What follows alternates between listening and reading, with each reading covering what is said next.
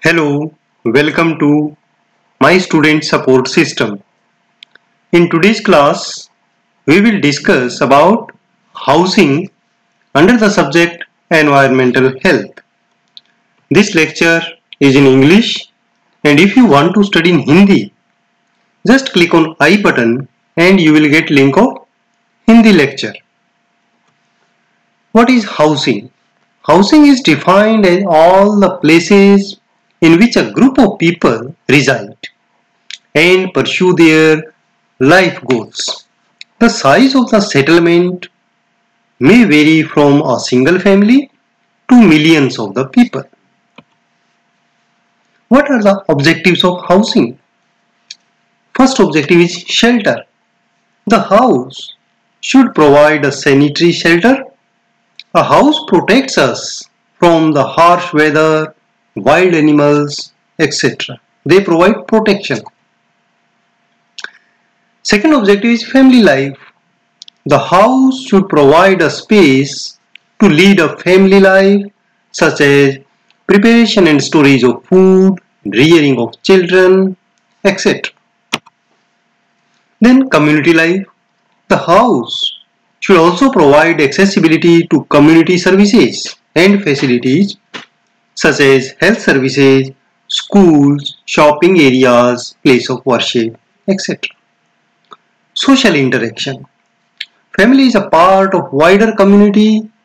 Community is important to the family in many ways.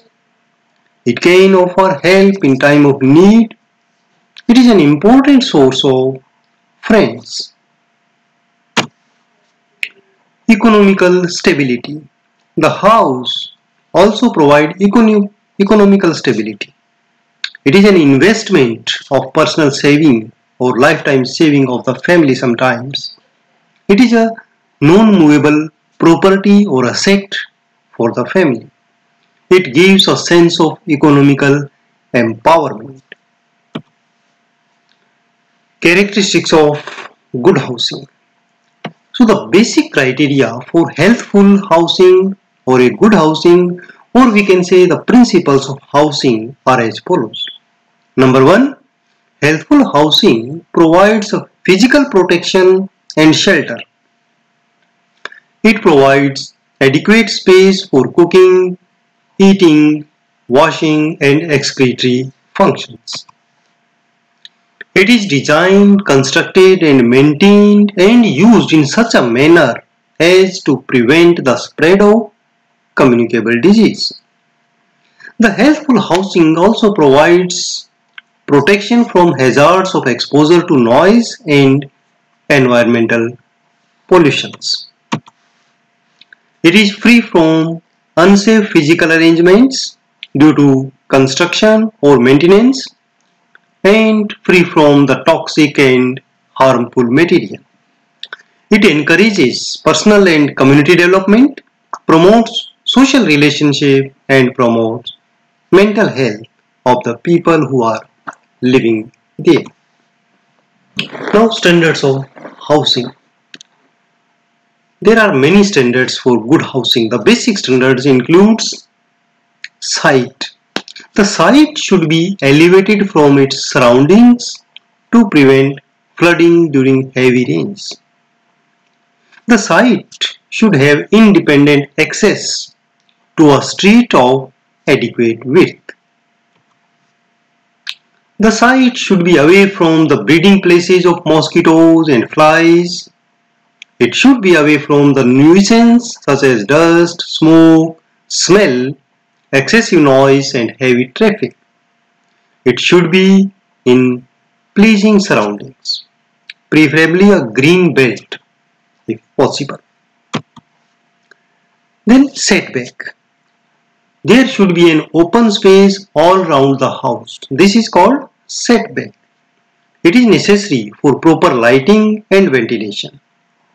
In rural areas, it is recommended that the build-up area should not exceed 1/3 of the total area, and in urban areas where the land is costly, the build-up area may be up to 2/3 of the total area. Then floor. It should be impermeable so that it can be easily washed and kept clean and dry. The floor must be smooth and free from cracks and crevices to prevent breeding of insects.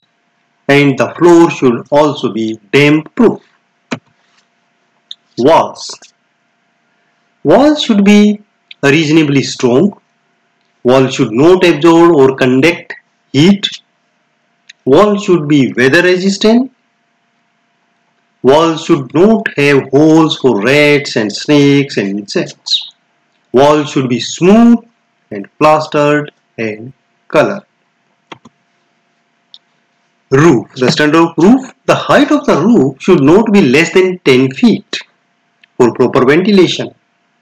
In the absence of air conditioning or for comfort, the roof should have a low heat conductivity. Rooms. The number of living rooms should not be less than 2, at least one of which can be closed for security. The number of areas of the room should be increased according to the size of family so that the recommended floor space per person may be made available. Floor area. The floor area of a living room should be at least 120 square feet for the occupancy of more than one person and at least 100 square feet for occupancy by a single person. The floor area available in the living room per person should not be less than 50 square feet. Windows. Every living room should be provided with at least 2 windows and at least one of them should open directly to the open space. The windows should be placed at the height not more than 3 feet above the ground in living rooms. Kitchen. Every house must have a separate kitchen.